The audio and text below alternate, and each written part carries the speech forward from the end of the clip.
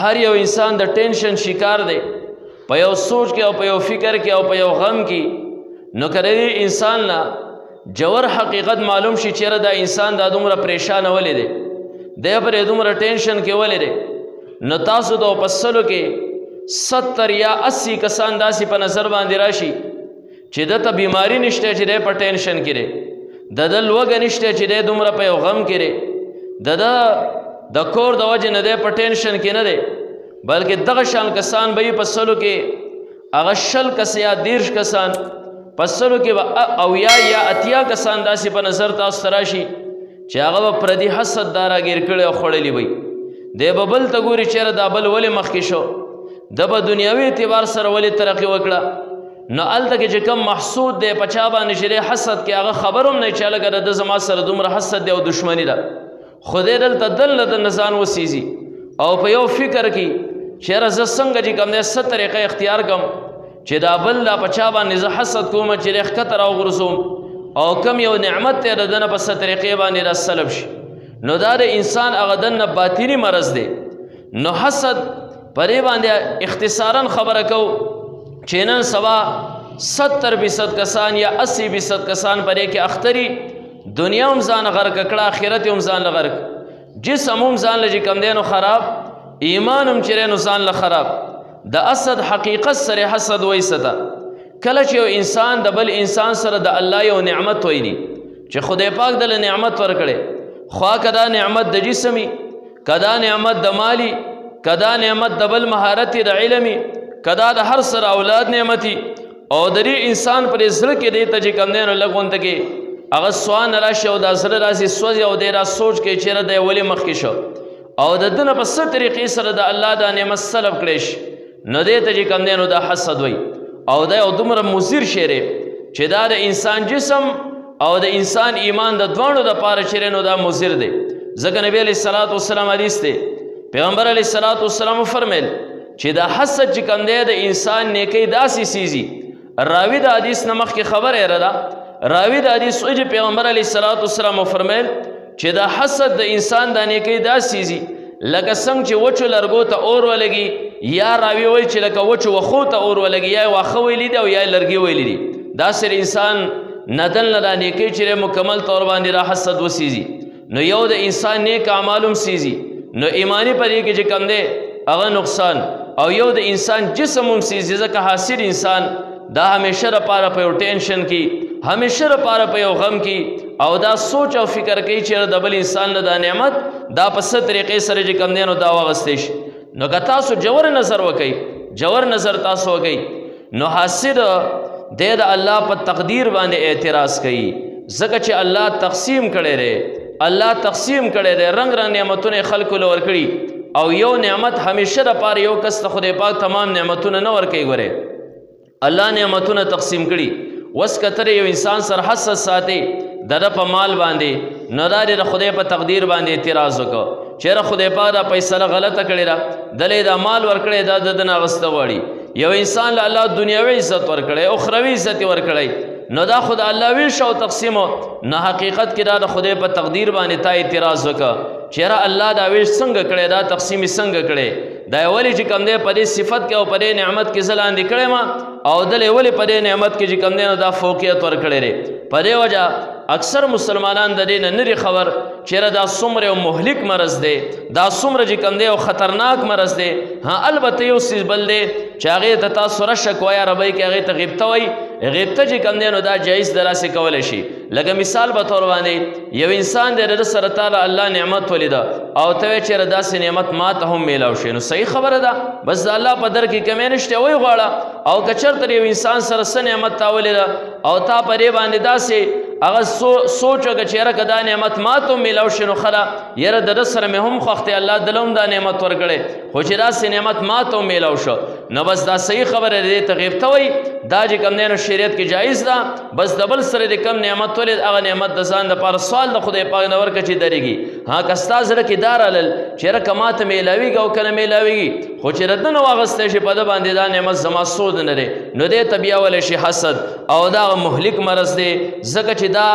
مهلک مرض ډېر داسې امراض دي چې د هغې اولنی موجود دا شیطان دی نو کم یو انسان چې هغه کارونه کوي دی په دې کار کې د شیطان پیروي کوي اولا کې الله خو موږ ته فرمایي چې ان الشیطان لکم عدو فاتخذوه عدوا دا شیطان ستاسو لپاره دشمن دی دی تاسو په دشمنۍ سره ونیسئ کله چې الله تعالی حضرت آدم علیه السلام د تخلیق اراده وفرمایله جنت کې الله چې کوم دی نو فرشتو ته وایي انی جاعل فی الارض خلیفه زبر ازمکه باندې یو خلیفه یو نایب پیدا کوونکی ما نه پرې نو وروسته هلته تفصیل تاسو اوله سپاره درسونه کې اورېدلی دی کله چې الله د خپل قدرت په لاسونو باندې حضرت آدم علیه السلام تیار کا او حضرت آدم علیه السلام ته الله فرشتې چې کوم دی نو په سجده باندې کړې وس دلته کې شیطان سجده ونه کړه د هغې بنیاد د هغې بنیاد دوه خبرې وې نمبر 1 د حضرت آدم علیه السلام سره حسد نمبر 2 د چې کوم دی نو تکبر الله فرمیل اے ابلیس تا سجده ولې ونه لګوله دا ورته چې زه هغې کس ته سجده کوونکی نه یم چې کوم تا له خټې نه پیدا کړی خلقتنی من نار وخلقته من طین زه د اوره پیدا کړی د حضرت آدم علیه السلام د خټې نه پیدا کړی د چې کوم دی نه یو غلط قیاس وکړه ځکه د ده په ذهن کې دا خبره وه چې دا خټه دا ادنا ده او د دې نه اور اعلی دی الان کې که د لږ غونته کې صحیح سوچ کړی وی نو ده ته به دا خبره بالکل د نور په شانتې ظاهره شوې وه چې دا خبره ما غلطه وکړه خټه اعلی ده او اور چې کوم دی نو دا ادنا دی ځکه تاسو خټه راولئ خاور راولئ ورسره اور راولئ دواړه د یو بل سره داسې ونیسئ تاسو ته به چې کوم دی نو بالکل ظاهره او واضحه خبره ښکاره شي چې الله د خټې او د خاورې له ډېر زیات فضیلت ورکړی ځکه دا اور دا غلام د خاورې دی اور تاسو کله بلوئ کله چې دا خاوره کم فصل راوخیږئ او د هغه فصل پخلی کله تاسو کوئ نو د هغې دپاره اور تاسو عارضي طور باندې استعمال کړئ او بیا په خلکو اوبه واړئ مړې کړي نو دا د لږ ټیم دپاره خاوره باندې انسان له پاسه ګرځي هم بلکې خاوره چې کوم دی دې ته مطلق حیوان محتاج دی هغه که انسان دی او که بل داسې حیوان دی او اور ته خو صرف انسان محتاج دی اوس نور حیوانات د ځنګل دا خورونه نه بلئ په دې وجه باندې اور دې ته ته اوسي ور واچوه ته ورته غنم داسې ور واچوه جوار ورته ور واچوه شولې وریجې ورته ور واچوه نو دا هر سر تاله ایرکۍ ګورې ښه دا ایرکۍ درله او خاورې یو داسې امانتي څیز دی چې یوه دانه تاکله دې ته ور واچوله هغه یوه دانه تاله په څو چنده باندې دوباره چې کوم دی نو ستا هغه امانت تاله واپس درکړي هغه چې کوم دی تر 200 دانو پورې یوه دانه تاله چې دی نو هغه واپس درکړي داسې یو امانتدار څیز دی عجز انکساري پکې پرته ده اور کې تکبر پروت دی حرارت دی پکې فساد پکې پروت دی په دې وجه باندې شیطان دا وي اوس چې کله دا خبره وکړه حضرت آدم علیه السلام له الله درجه ورکړه آدم علیه السلام د خاورې نه پیدا و جنت کې چې کوم دی د الله یو نوراني مخلوق دی د الله د نور نه پیدا و چې هغه فرشتې وي او د هغې نوراني مخلوق دا ترابي مخلوق چې کوم دی نو دا مسجود وګرځو الله آدم علیه السلام مسجود الملائکه وګرځو د فرشتو دپاره مسجود وګرځو فرشتې و د په سجده باندې کړې د دې شیطان د حسد هغه حرارت نور هم سیوا شه چې دا دومره لویه مرتبه نه د آدم علیه السلام د سجده ګورې ونه لګوله او بیا په خبره باندې ټینګ هم ولاړو ګورې ښه آدم علیه السلام نه جنت کې چې کومه خطا وشوه د کومې ونې نه الله منع کړه هغه ونې وخوړه بیا تاسو بار اورئ په ظلمال وغیره کې چې څومره یې ژړلي وو او څومره چې دی په خپله خبره باندې بیا ستومانه رب کائنات ورته معافي وکړه ابلیس په خپله خبره باندې تر ننې ورځې پورې ټینګ ولاړ دی دا یو حاسد و نه کم یو انسان چې دنیا کې د بل مسلمان سره حسد ساتي ته پوه شې چې دا پیروکار د شیطان دی ځکه د دې حسد د دې تکبر د دې چې کوم دی اولنۍ هغه ابتدا ابلیس کړی و شیطان کړی وه نو چې یو انسان دا د ابلیس پیروکاري کوي په حسد کې اول ته خو الله وفرمیل چې ان الشیطان لکم عدو فاتخذوه عدوا دا شیطان ستاسو دشمن دی په دشمنۍ سره ونیسئ الم اعهد الیکم یا بني آدم الله تعبدوا الشیطان قیامت پر ورځ باندې به الله وفرمیي ای بني آدمه ولې ما تا ته دا نه ویلي ستا نه مې دا لوز نه واغستی چې د شیطان پیروي به نه کوې د عبادت به نه کوې بهر کیف دا یو مهلک مرض دی دنه را حسد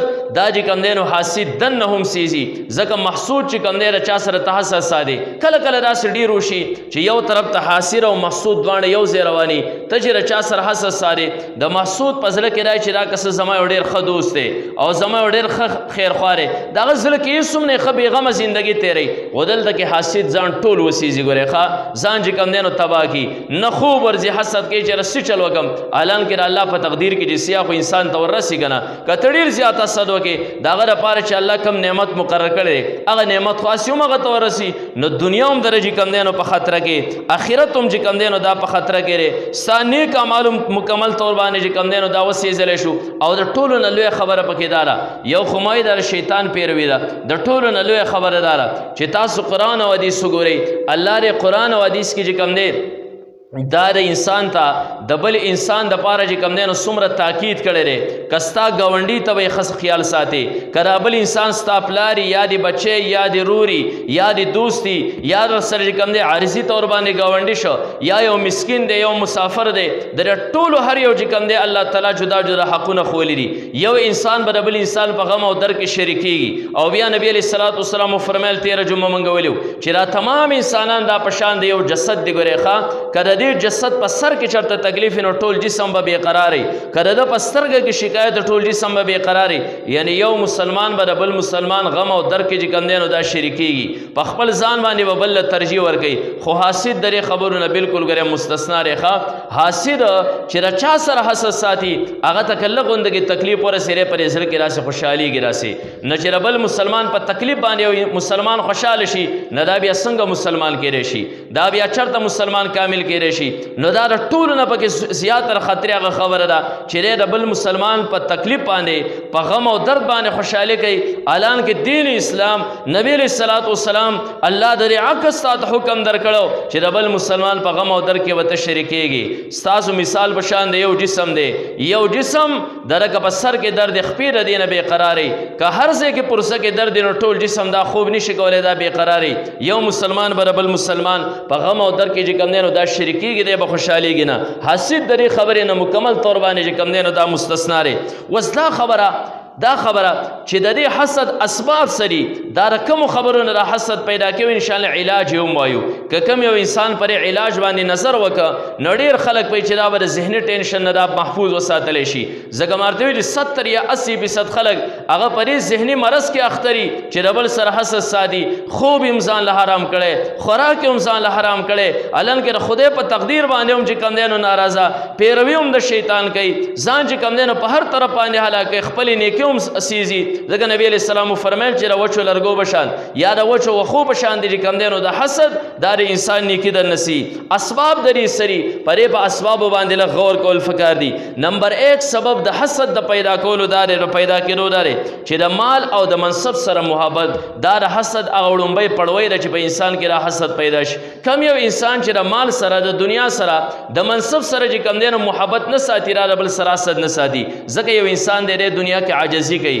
انکساری کوي د ګمنامۍ زندگی تیری د دنیا سره د منصب سره د مال سره محبت نشته نو چې نشته بل کس مالدار کیږي نو د حسد نالي بل کس چې کوم دی عزتمن کیږي نو د چې کوم دی پاغه باندې حسد نالي بل انسان په دنیا کې ترقی مومي دغه خو د ترقی سره او دا سره اوچت اعلی درې مالونو سره خو د هغه محبت نشته نو د غبل باندې چې کوم دی نو د ټینشن نالي د حسد نه نسی خو چې کم یو انسان کې دنیا پرستی د دنیا محبتي د دنیا جاو جلال خوخی اعلی منصب خوخی نو داسې کس چې کوم دی نو د ځان مخکې بل کس وي نو هغه نشي زغملی او نشي برداشت کولی نو کم یو انسان چې په بل باندې حسد کوي نه اول ذهن کې را خبره د انسان راشي چې دا کس چې کوم دی نو دا حاصل دا دنیا پرست دی د دنیا سره محبت ساتي د مال سره او دغه شانتي د دنیا د شهرت سره د تعلق دی کدا نه وي نو د بل په شهرت باندې د بل په مال باندې به د حسد چرته هم نه کو نو حاسد انسان د پاره اولنې سبب هم داري نو انسان له بکارداري د دنیاوي مال سره زیات محبت نه ساتي دنیا له زیاته ترجیح نه ور کوي د دنیا کې د ګمنامۍ زندگی چې کم دی نو د اختیار کی نه حسد نه بده محفوظ شي او دغه سره سره چې کم دی نو دویم نمبر سي هغه بغض او کینه ده کم یو انسان چې سره کې بغض ساتي او کینه ساتي نه چې بغض او کینه ته ساتي یو کس سره او هغه کس لږ ترقي مومي نو ستا زړه کې خود به خود چې نو دا حسد پیدا شي. نو د دې لپاره دا دوه اسباب شو. کم یو انسان چې د دې اسبابو نه ځان وساتي دا دوه سببین دی د دې نه ځان وساتي د دنیا له ترجیح زیاته نه ورکوي دنیا د مال سره او دغه شان دی چې کوم دی د منصبونو سره محبت نه ساتي او بل دا زړه کې کینه او بغض نه ساتي دا انسان حاسد هم چې نو دا نشي جوړی دی. وس دا خبره چې اسباب خو دا شول حسد دا یو مهلک څیز دی. تاسو ګورئ نبی علیه الصلاۃ والسلام سره چې څومره هم خلکو دشمنیانې کړي دي هغه صرف او صرف د حسد په بنیاد باندې کړي. یهود د پیغمبر علیه الصلاۃ والسلام دا چې کوم دی نو دشمنان پیغمبر علیه الصلاۃ والسلام په مرګ پسې دی ورپسې شوي تر دې پورې یو یهودنې زهر پیغمبر علیه الصلاۃ والسلام له خیبر کې ورکړل هغه غوښه کې ول ورکړل کمې غوښې چې پیغمبر علیه الصلاۃ والسلام ته ومې غورځوه زهر را پکې مکس دي او بیا چې کوم دی پیغمبر علیه الصلاۃ والسلام په سر پسې څومره انعامات دی ورویستلو د هغې سره سره که په نبي علیه الصلاۃ والسلام باندې به وس نه رسېده نو تاسو قرآن کې ځای په ځای چې کوم دی احادیث مبارکه اورېدلي پیغمبر علیه الصلاۃ والسلام ته چې به یې روغه خبره هم کوله نو داسې خوله کې به یې تاو را تاو کې چې کنسل دې جوړ شي راینا کې چې کوم دی نو کنسل جوړ کړی سلام کې چې کوم دی نو السلام علیکم وایي پیغمبر علیه الصلاۃ والسلام ته وی نه دا په ژبه هم لګیاو پیغمبر علیه الصلاۃ والسلام دشمني دغسې هم چې کوم دی نبي علیه الصلاۃ والسلام په دشمني ورپسې و د دې مین وجه چې کوم دی نو صرف او صرف حسد و. وسکري یهودو ته چا ویلی چې هلکه یهودو تاسو هم هغه یهود یې ستاسو تورات کې دا خبره چې کوم دی ښه په جلي حروفو باندې لیکلې وه په غټو حروفو باندې لیکلې وه چې وروسته به پیغمبر راځي ایمان به پرې راوړئ د قرآن چې کوم دی نو صفات ستاسو کتاب کې را ذکر و او بیا یهودو تاسو هم هغه خلک یې چې چېرته په خپل دور کې به یو کافر سره ستاسو هغه جنګ پیښ شه نو تاسو به د پیغمبر علیه الصلاۃ والسلام په دغه سره چې کوم دی وسیلې او ذریعې سره دعا غوښته تاسو به د قرآن په ذریعې سره دعا غوښته چې خدای زمونږ په کتاب کې رقم پیغمبر تذکره ده د هغه په وسیلې سره موږ له بری راکړي الله به سوال قبول کړي ځکه زبردسته دعا به وکنه د نبی علیه الصلاۃ والسلام نوم به چې کوم دی نو واغسته خو چې هم اقه پیغمبر راغی د کم په وسیلې سره به دیو مخکې دعا غوښته نو بیا د هغه سره دشمني وساتله. اوس د دې دشمني وجه د یهودو سوه صرف او صرف حسد دی حسد دا یهود کم زیات اور ورسول دی وی کمنګه خدا خیالو چې زمونږ په کتاب کې چې کم پیغمبر نوم دی هغه به زمونږ په ټبرداري کې راځي اخو لاړه خبره بل طرف ته ورواوښته اخو د کاکا زوی له پیغمبري میلاو شه ځکه نبی علیه الصلاۃ والسلام نه مخکې زیات کر انبیا چې کم دی هغه د پیغمبر علیه الصلاۃ د ابراهیم علیه الصلاۃ والسلام کمزې دغه چې کمو اسحاق علیه الصلاۃ والسلام دغه په ټبرداري کې په حقیقت باندې را روانه یعقوب علیه الصلاۃ والسلام اولاد کې په حقیقت بنی اسرائیل هم دغه تولش او بیا چې الله پیغمبري نبی علیه الصلاۃ والسلام لور کړه نو نبی علیه الصلاۃ والسلام دا خو د اسماعیل علیه الصلاۃ والسلام په اولاد کې وس دا دواړه خو چې کوم دی اسماعیل علیه السلام اسحاق علیه السلام دا خورونه دلته چې کوم دی نو یهود او بنی اسرائیل دا لغوندګې په غصه کې رالل چېرې خبره خو لاړه تر برولۍ ته ورواوښته نو دغه ځای کې حسد د پیغمبر علیه الصلاۃ والسلام سره دشمني چې کوم دی نو دا جوړه شوه. وس تاسو لږ دې ته سوچ وکړئ دا یهود دا څومره یو مضر قوم دی دا صرف او صرف چې کوم دی نو دا حسد اخیستی و په دې وجه باندې نبی علیه الصلاۃ والسلام ټبرداري کې تاسو وګورئ پیغمبر علیه الصلاۃ والسلام سره څومره خلکو د حسد په بنیاد باندې چې کوم دی نو دشمنیانې وساتي.